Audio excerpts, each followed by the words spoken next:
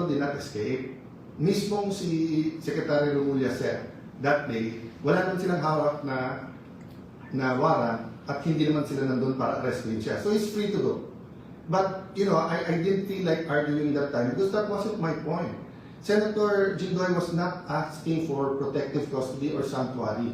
So baka nandun nangyari yung miscommunication. But pagdating sa elevator, nakapag-usap kami ni Secretary John Dick, so more or less nagkaroon ng paglilinaw. Sa kanyang press con, sinabi niya yung mga opinion niya.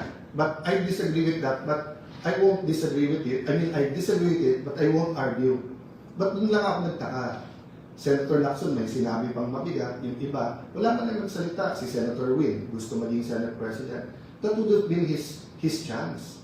Umakyat, minority, majority, at sabihin, Sen, hindi issue si Jinggoy. How you respect the Senate premises and how you will process his arrest is more important to all of us. That's why I was emphasizing, marami akong pwedeng gamitin na example.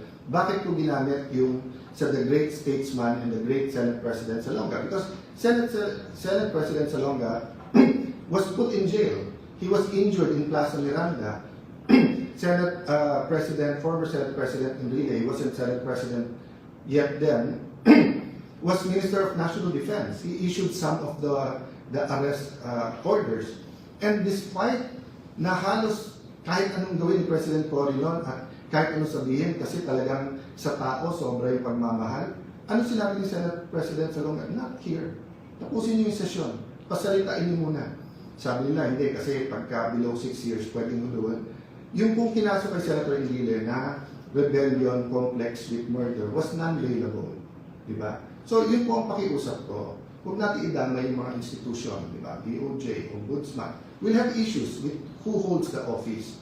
But we have to be mature enough, rational enough, professional enough to protect the image, to protect the dignity of these institutions.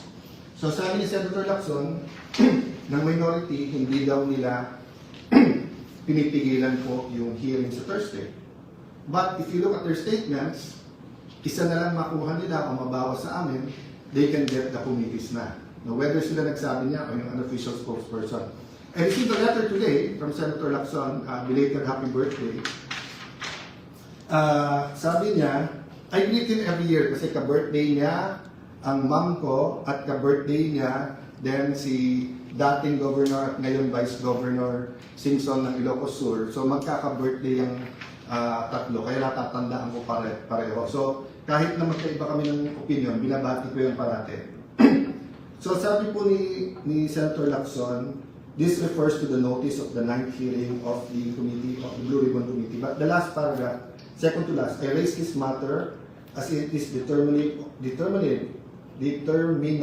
of how the committee can legally constitute a quorum, entertain motions, or validly ask questions during the scheduled hearing, among other concerns. So tinatanong niya kasi kung constituted na dahil wala pang mga membro yung minority. Paulit-ulit po kami sa Section 19 ng rules. Nakita niyo na po yan, nabasa na ng marami, napag-usapan na yan, na habang wala pang kapalit, sila pa rin. Pangalawa po, ang majority, madalas magbasa maglagay at basahin po ang chairman, vice chairman, members. Until our last session, ni isa na committee, hindi naglagay yung minority. Hindi ko alam kung talagang ginagawa lang sadya or talagang naniniwala sila kasi sabi nila isang araw lang daw ako, isang linggo lang. Ako, I agree with them. I don't agree na isang araw lang, but I don't know.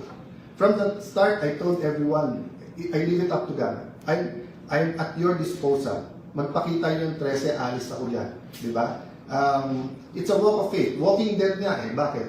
Kasi from the start, target, ibalik sa kanila yung 13, whether it's Win Gatchalian, whether it's Tito Soto, kung sino man sa mga kagalang-galang na senador sa minority, kung may katanggap-tanggap sa kanila sa aming 13 o wala, nasa sa kanila yan, di ba? But ang point ko is, kayo ang hindi nagbasa ng membro nyo, then sasabihin nyo, ba't hindi nagtatrabaho? O, tapos pag mag-schedule ng hearings, meron naman eh, nag-hearing na yung mga BICAM ngayon, nag-hearing. Yung Ways and Means, nag-hearing. O, hindi naman kayo nagtanong eh, kung bakit walang minority. Bakit sa Blue Ribbon, marami kayong tanong. Di ba? So, ang importante dito, lumabas yung totoo. Kaya nga inimbita na lahat ng miyembro ng minority, lahat kayo welcome. Napaka-importanting hearing ito. Sana hindi isang hearing lang. Napakaraming ibang issue. We have to tackle it one by one. Yung po sinabi nila tungkol sa hospital bill, no? Senator Subiri, na kaibigan ko, na madalas, even after the walkout, bumaba siya, sabi niya, walang personalan, we're all okay. So I won't take it personally, but if you remember, Senator Subiri, that has been on our agenda, I think, for at least last week, but I think more than that. And ilang beses, pag nagre-recess tayo, bumababa ako at tinatanong ko kay Senator Soto, kay Senator Risa, kay Senator Lacson, pwede na ba i-take up to? Minsan okay, minsan bukas na yan. So, kayo naman ang nag-walk out nung last Tuesday. Willing naman kami na i-take up yan. Lahat sa side namin, we're ready. So, wag niyong bintang one-sided. You're talking about the generals. I feel bad for them. I'm looking for a solution. But remember, kayo nagsabing huwag mo nang basahin kasi hindi pa kumpleto yung CA because nga 6.5, 5.5 of the 12 members, hindi tayo magkasundo kung 6 or hindi tayo magkasundo kung 6, 6 or 7, 5 muna kasi question, sino maghahati, di ba? Kung ako lang masusunod, sa first day pa lang, niname ko na lahat ng CA. So, dun sa mga nagiging casualty ng hindi pagkakaintindihan ng majority-minority, let's be man enough to say, we're all at fault here. The whole Senate is at fault here, the minority to majority. Pero yung inyong messaging, drama, na playbook na kaya walang trabaho, kaya magulo, ginugulo nyo kami. Ginagamit nyo Malacanang para guluhin kami at tapos sasabihin nyo magulo ang Senado. Sino ba nagpadala ng NBI dyan na naka-full battle gear, di ba, na may mga gamit na gano'n? So guys, I'll continue to give you, I'm addressing myself to the Filipino people who are watching now, I'll continue to give you the inside story. Kayo na, and I invite the other side to give the inside stories, the context, di ba? That is important in how we make decisions. So tanungin ko po kayo, gusto niyo po mag-session tayo, pero gagamitin po nila yung numbers dahil po dun sa hindi makapasok si Senator Bato at dahil kinulong nila si Senator Jinggoy, tapos tinatakot yung iba namin mga kasama na susunod na kayo, tapos hihintayin kung may event or hindi pwedeng isa namin kasama or nag-CR lang, tapos papalitan nila yung mga miyembro ng committee. So hindi matutuloy yung Blue Ribbon Committee sa Thursday.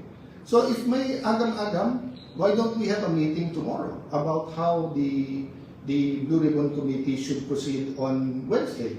You know, I've talked many times to Senator, on Thursday, tomorrow meeting for Thursday, I've talked to Senator Marcoleta many times.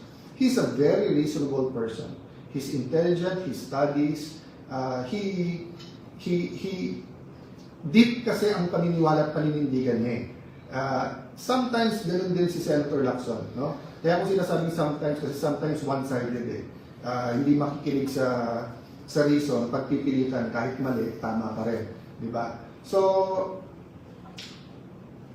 it's up to you whether your messaging is simply pumasok kayo, duwag kayo, and resign, or whether you want to talk about the economy, inflation, yung presyo ng bigas, paano yung mga OFW na mawawalan ng trabaho. Kami, we're coming up with a schedule. Sa lahat ng committees, welcome kayo. And siguro aminin nyo naman, most of the work is done in the committees. Pati LEDAC nga eh.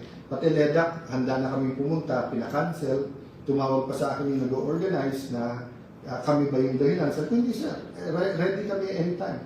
I think twice ko na parating sa Malacanang, we're ready for the LEDAC anytime. Ang problema, naglalabi nga yung labing isa, yung minority, na huwag kumilos ang Malacanang na any kind of recognition. Ang masama, wrong information pa binibigay. So kung may nakikinig sa Malacanang, we're not your enemies. Many people, may it be in the cabinet or may it be in the 11 minority, ay nangu-onse giving you, they want us to fight because sila ang may beef sa amin. Kami, we want the truth. We want to work together to address inflation.